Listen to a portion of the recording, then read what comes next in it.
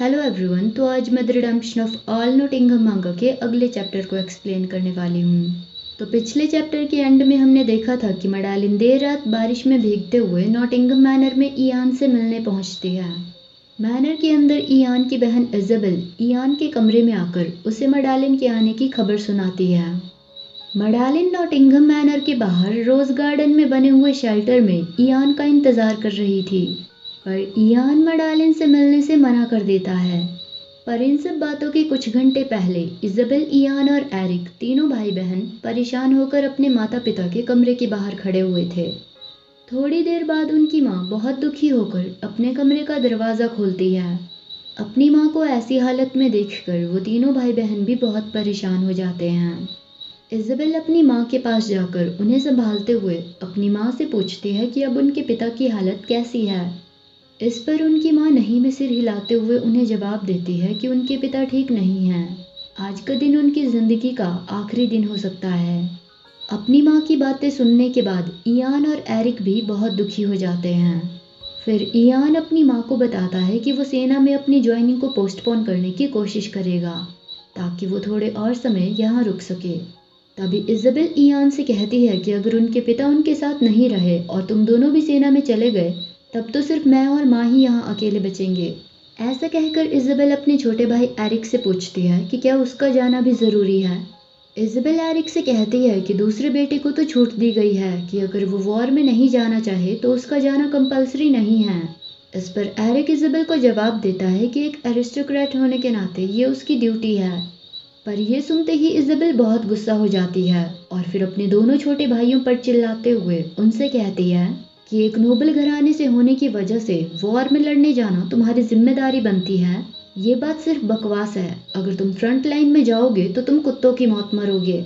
उनकी माँ पहले से ही उनके पिता की तबीयत खराब होने की वजह से दुखी थी और वो ये बात भी अच्छे से जानती थी कि सेना में फ्रंट लाइन में लड़ने के लिए वॉलंटियर्ड होकर एरिक अपनी जान को बहुत खतरे में डाल रहा था। पर फिर भी क्योंकि वो भी एरिक की ही तरह सोच रखती थी, इसीलिए वो इज़ाबेल को शांत करते हुए उसे चुप रहने के लिए कहती है। तभी एरिक इज़ाबेल की बातें सुनने के बाद एक लंबी सांस लेता है और फिर उसे बताता है कि इज़ाबेल के उसे बार बार इतना फोर्स करने की वजह से उसने फ्रंट लाइन यूनिट से अपनी पोजीशन रियर गार्ड यूनिट में बदलवा दी है। ये बताने के बाद एरिक इज़ाबेल से कहता है कि उसके लिए ऐसा करना ही बहुत ही ज़्यादा शर्मनाक था, इसीलिए अब वो प्लीज़ उसे सेना में जाने से रोकने के लिए फोर्स ना करे। पर एरिक की बातें सुनने के बाद इज़ाबेल रोते हुए उससे कहती है कि तुम्हें मुझे तुम्हारी जान बचाने के लिए थैंक यू कहना चाहिए, वरना फ्रंट लाइन यूनिट में तो तुम पक्का मारे जाते। एरिक से ऐसा कहने के बाद इज़ाबेल इयान से कहती है कि वो भी सावधान रहे। भले ही वो एक इडियट है पर फिर भी उसे अपना ख्याल तो अच्छे से रखना आता ही है ना। इज़ाबेल की ये बातें सुनने के बाद इयान इज़ाबेल से कहता है कि अब बहुत हुआ। इयान इज़ाबेल को उन दोनों भाइयों के सेना में जाने के बाद उनकी माँ को और अपना ध्यान रखने के लिए कहता है। इयान की बातें सुनकर इज़ाबेल थोड़ी ऊंची आवाज़ में इयान से कहती है कि वो उसकी चिंता करना बंद कर दे और वहाँ जाकर अपना ध्यान रखे। तभी एरिक इज़ाबेल से कहता है कि वो थोड़ा धीमे बात करे, नहीं तो कमरे के अंदर उनके पिता को भी उनकी बातें सुनाई दे जाएगी। एरिक और इज़ाबेल को एक दूसरे से बात करते हुए देखकर इयान अपनी माँ के पास जाकर उन्हें बताता है कि वो थोड़ी देर के लिए आराम करने अपने कमरे में जा रहा है। ये सुनकर उसकी माँ कहती है कि ठीक है, तुम जाकर आराम कर लो। इस सब के बाद इयान अपने कमरे की तरफ जाने लगता है। अपने पिता की बिगड़ती हुई हालत देखकर इयान बहुत दुखी और परेशान था। काफ़ी देर तक सोचने के बाद इयान अपने मन में कहता है कि ऐसा लगता है कि जल्दी ही सच में उनके पिता चल बसेंगे। फिर इयान सोचता है कि अगर ऐसा होता है तो अपने पिता के अंतिम संस्कार के पूरे होते ही उसे वॉर लड़ने के लिए यहाँ से जाना होगा। ये सब सोचते सोचते इयान अपने कमरे तक पहुँच जाता है और फिर अपने कमरे का दरवाज़ा खोलकर कमरे के अंदर जाकर एक सोफे के ऊपर बैठ जाता है। इयान अपनी टाई खोलते हुए अपने मन में सोचता है कि अगर वो सेना में जाना अवॉइड नहीं कर सकता है तो वहाँ जाने पर उसे कैसे भी करके जिंदा रहने की अपनी पूरी कोशिश करनी होगी। इयान अपने आप से कहता है कि जब तक मैं और एरिक यहाँ पर नहीं हैं तब तक शायद इज़ाबेल इस घर को संभाल ही लेगी। ये सब सोचकर इयान अपनी उस टाई को खोलने के बाद सोफे पर फेंकता है और फिर अपने सिर पर अपना एक हाथ रखकर बाकी ज़रूरी चीज़ों के बारे में याद करने लगता है जिन्हें इयान को वॉर में जाने से पहले पूरा करना था। तभी अचानक से सोचते सोचते ईयान को मडालिन की याद आती है। फिर ईयान अपने आप से कहता है कि वो औरत, पहले मैंने सोचा कि वो भी बाकी दूसरी नोबल वुमन की तरह ही है, पर जितनी भी बार मैं उससे मिला मैं हर बार उसके साथ और ज़्यादा समय बिताना चाहता था और उससे बातें करना चाहता था। वो मुझे दूसरी नोबल वुमन से बहुत ही अलग लगी। उसे दिखावा, शान शौकत या इसके जैसी किसी भी चीज़ में कोई रुचि नहीं थी, बल्कि वो मुझे एक बहुत ही समझदार और जिम्मेदार इंसान लगी। ईयान कहता है कि ये बात भी सच है कि मुझे उसकी प्यारी सी मुस्कान भी बहुत अच्छी लगी थी, जिसकी वजह से मैं उससे अपनी नज़रें ही नहीं हटा पाया था। इसीलिए जब उसकी फैमिली फाइनेंशियली डिफ़िकल्ट सिचुएशन से गुजर रही थी, तब मैंने उसकी मदद करने की ठान ली थी ताकि मैं उसकी वही प्यारी सी मुस्कान फिर से देख पाऊँ। मैंने सोचा था कि वो मेरा मैरिज प्रपोजल और मेरा उसकी मदद के लिए आगे बढ़ाया हुआ हाथ दोनों ही खुशी खुशी एक्सेप्ट कर लेगी।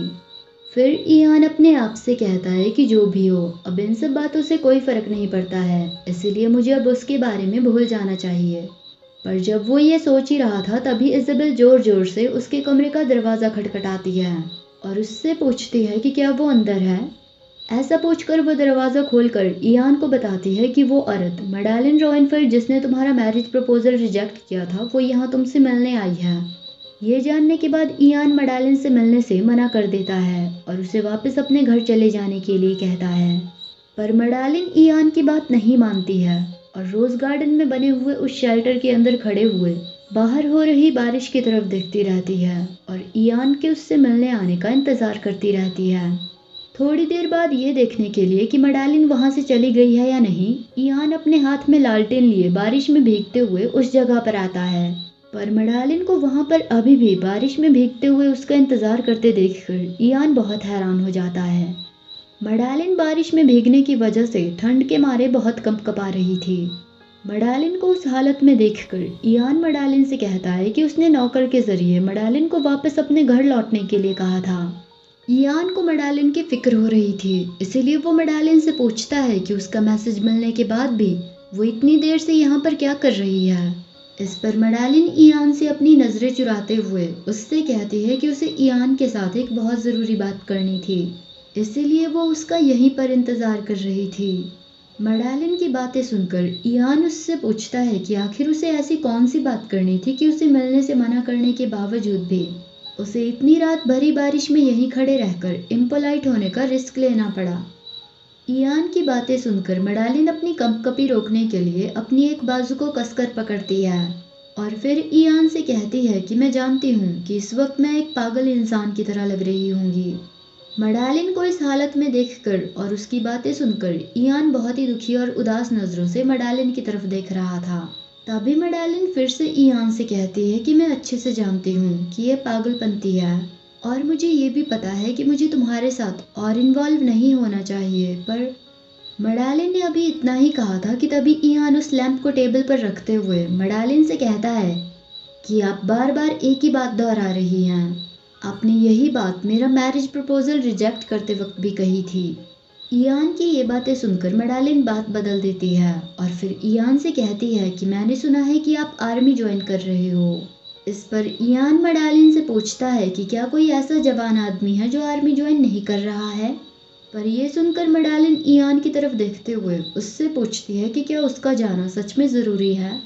मडालिन का सवाल सुनकर ईयान उसके नज़दीक आकर मडालिन की आंखों में देखते हुए उससे पूछता है कि वो ये सवाल क्यों कर रही है, वो क्या करता है और क्या करने का फैसला लेता है, इन सब बातों का मडालिन से कोई लेना देना नहीं है। पर ईयान की ये बातें सुनकर मडालिन उससे कहती है कि अगर वो वॉर लड़ने जाएगा तो उस वॉर में वो अपना सब कुछ खो देगा। मडालिन ईयान से कहती है कि यही बात थी जो वो ईयान को बताना चाहती थी। ये सब कहते वक्त मडालिन की आंखों में आंसू आ गए थे, पर फिर भी वो हल्का सा मुस्कुराते हुए ईयान का एक हाथ पकड़ती है। मडालिन को अचानक से अपना हाथ पकड़ते देखकर ईयान थोड़ा सा घबरा जाता है और फिर हैरानी से मडालिन की तरफ देखने लगता है। तभी मडालिन अपने दोनों हाथों से ईयान का हाथ पकड़ती है और फिर सर झुकाए ईयान को रिक्वेस्ट करती है कि वो वॉर लड़ने ना जाए।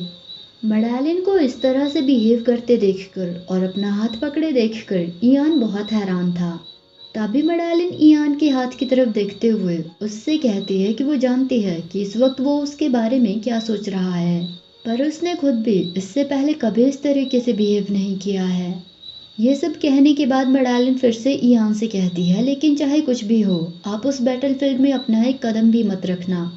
मडालिन की ये सारी बातें सुनने के बाद ईयान मडालिन से कहता है कि मुझे तो लगा कि आप मुझसे नफरत करती हो। ईयान की ये बात सुनकर मडालिन उसकी तरफ देखती है और फिर ईयान से कहती है कि शायद मैं करती हूँ, हो सकता है कि मैं आपसे बहुत ज़्यादा नफरत करती हूँ। पर फिर कुछ सोचकर मडालिन ईयान से कहती है कि नहीं, शायद ये नफरत नहीं बल्कि दया है। मडालिन को ईयान को लेकर अपनी फीलिंग्स खुद भी समझ नहीं आ रही थी कि आखिर वो ईयान से नफरत करती है, उस पर तरस खाती है या फिर कुछ और।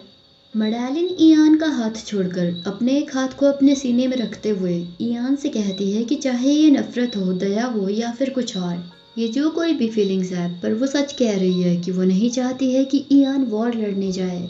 ऐसा कहकर वो फिर से ईयान को वॉर में जाने से मना करती है।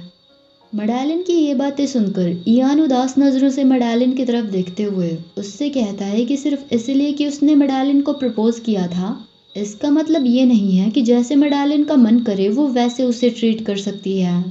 ऐसा कहकर ईयान उस लालटेन को फिर से उठाता है और फिर मडालिन से अपनी नज़रें फेरते हुए उससे कहता है कि वो जानता है कि वो वॉर में जा रहा है, इसीलिए जाहिर सी बात है कि उसकी जान तो खतरे में होगी ही, पर उसने पहले से ही अपने आप को पूरी तरह से तैयार कर लिया है, इसीलिए इस वॉर में उसे जो कुछ भी सेक्रीफाइस करना पड़े वो उसके लिए पूरी तरह से तैयार है।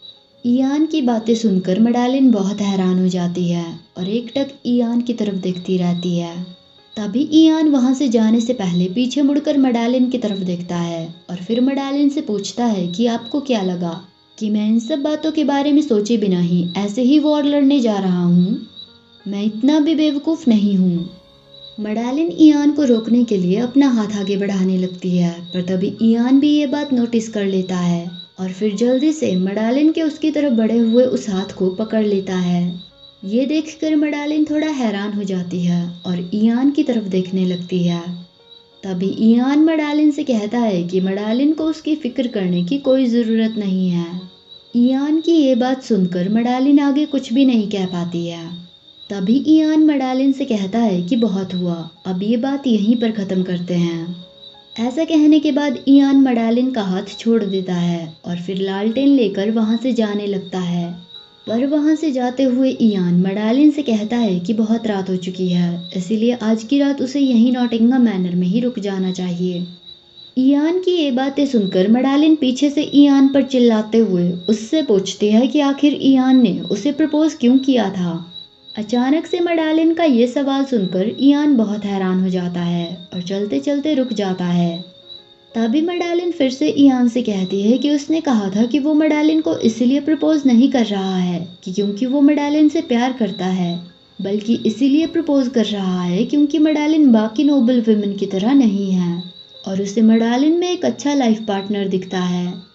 मडालिन की ये बातें सुनकर ईयान पीछे मुड़कर मडालिन की तरफ देखता है।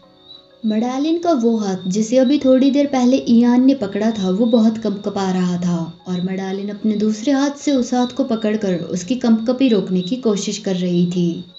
मडालिन अपनी उसी हालत में ईयान से कहती है कि वो भी ईयान से प्यार नहीं करती है, इसीलिए अगर वो दोनों एक दूसरे से शादी करते हैं तो उन दोनों में से किसी को भी इस बात से कोई नुकसान नहीं होगा। मडालिन का वो हाथ अब कंपकपाना बंद हो गया था। फिर मडालिन ईयान की तरफ देखते हुए उससे कहती है कि शादी के बाद वो सब कुछ करेगी। जिस तरह का इंसान ईयान अपने जीवन साथी के रूप में चाहता है वो उस तरह के इंसान में भी अपने आप को ढालने की पूरी कोशिश करेगी, पर इसके बदले ईयान को प्रॉमिस करना होगा कि उनकी शादी के बाद ईयान वॉर ज्वाइन नहीं करेगा। मडालिन की ये बातें सुनने के बाद ईयान बिल्कुल खामोश हो गया था।